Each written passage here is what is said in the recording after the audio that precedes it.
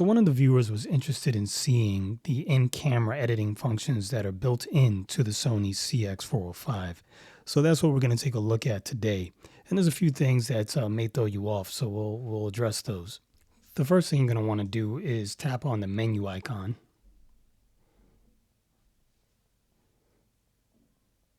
Then from there, you would think that this little icon here that says edit is what you're going to want. But in reality, it's not. And let me show you. When you tap on that, all you have is the option to delete or to protect. And that is basically your footage or your photos so that you don't accidentally delete them from your card. Where you actually want to go is to the playback. But before we do that, let's take a look at the image quality settings because you have to make a change in there. You have to make sure that you're set to AVC HD because if you're not, it's not going to work. And I'll show you what I mean. So you can press the playback button to get in, or you can just highlight it there on the menu. You see this highlight button right here? You wouldn't have that option if you didn't have it set to AVC HD. It doesn't work when you have it set to XAVCS.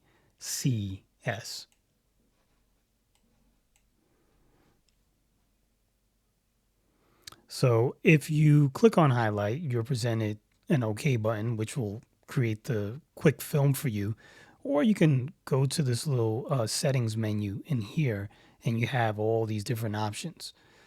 So you can go in and select your range, which is basically if you have footage from different dates in there, you can select that range, the 23rd to the 25th, let's say.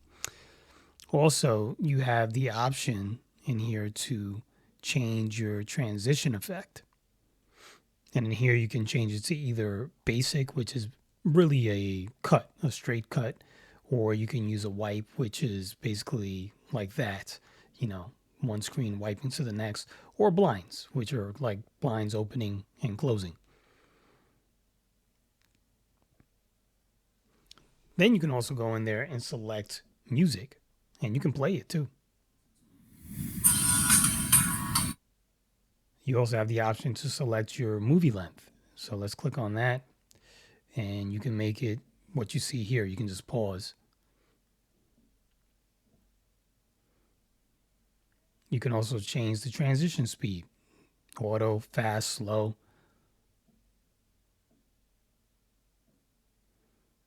And now you also have the option to create an audio mix. So basically, if you want the music to be loud, you can turn it up. You can turn it down so that if you're speaking, you can still hear what's being said. Or if you have ambient sounds going like a waterfall, you might want to turn the music down so you can hear all that stuff.